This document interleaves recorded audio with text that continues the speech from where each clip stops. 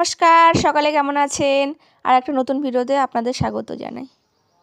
এর আগের ভিডিওতে দেখিয়েছিলাম কি করে কাঁকড়া ক্লিন করবেন, রান্নার উপযোগী করবেন। এই ভিডিওতে দেখাবো কি করে আমি কাঁকড়াটা রান্না করেছি। ঠিক আছে? তার জন্য আমি পেঁয়াজ কুচি কুচি করে কেটে নিয়েছি। আলু ইউজ করবো বলে আলু কেটে নিচ্ছি।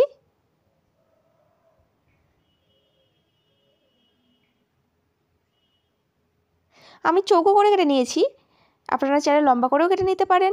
তারপর একটা টমেটো ইউজ করব, এই টমেটোটা কুচি কুচি করে কেটে নিচ্ছি।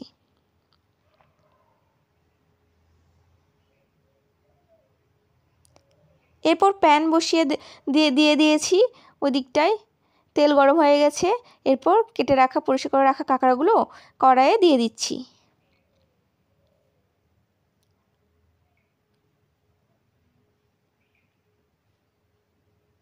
সুন্দর করে ভেজে নেব। ভাজা হয়ে গেছে, এরপর কাঁকড়াগুলো তুলে নেব। ওই একই তেলে কেটে রাখা আলুগুলোও ভেজে নেব।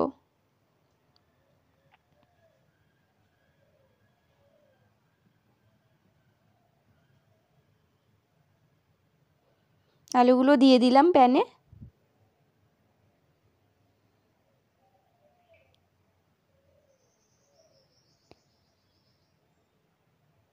লাল লাল করে ভাজা হয়ে গেছে, এরপর প্যান থেকে তুলে নিচ্ছি।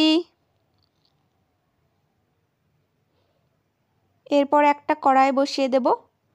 কড়াই বসিয়ে দিয়েছি, ফোড়নে দিয়ে দিয়েছি একটু জিরে, দারচিনি, এলাচ। আর ওই তেলেই দিয়ে দিলাম পেঁয়াজ কুচিগুলো। পেঁয়াজ কুচিগুলো ভালো করে ভেজে নেব।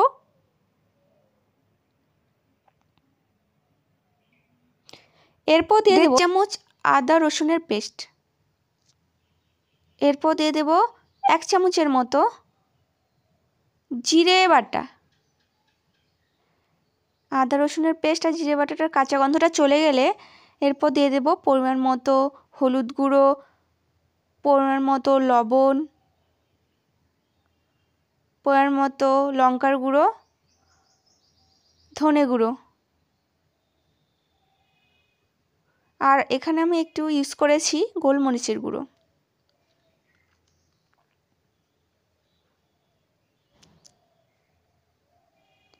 এরপর মশলাটা ভালো করে কষিয়ে নিতে হবে। ঢেকে দিয়ে কিছুক্ষণের জন্য রাখবো। এরপর দেখুন মশলাটা থেকে খুব সুন্দর তেল ছেড়ে দিয়েছে।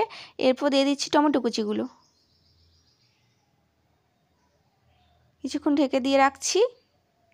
এই দেখুন কি সুন্দর মশলা থেকে তেল ছেড়ে দিয়েছে। এরপর দিয়ে দিলাম সেই থেকে ছাড়িয়ে রাখা তেলগুলো। এই তেলগুলো এই তরকারির স্বাদ 10 গুণ বাড়িয়ে দেবে।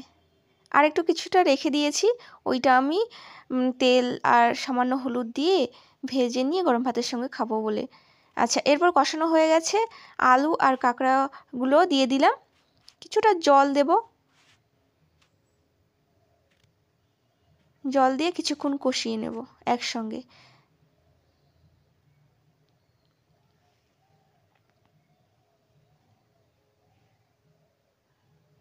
এরপর কিছুক্ষণ ঢাকা দিয়ে রাখবো।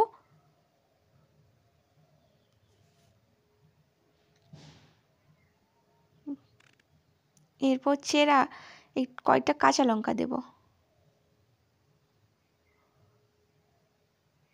দেখুন কি সুন্দর কষানো হয়ে গেছে, একদম তেল ছেড়ে দিয়েছে। এরপর পরিমাণ মতো জল দিয়ে দেব। ফুটে এলেই তরকারি রেডি। এই যে রেডি হয়ে গেছে আমাদের কাঁকড়ার কারি। এটা আপনার গরম গরম ভাতের সঙ্গে দারুণ লাগবে।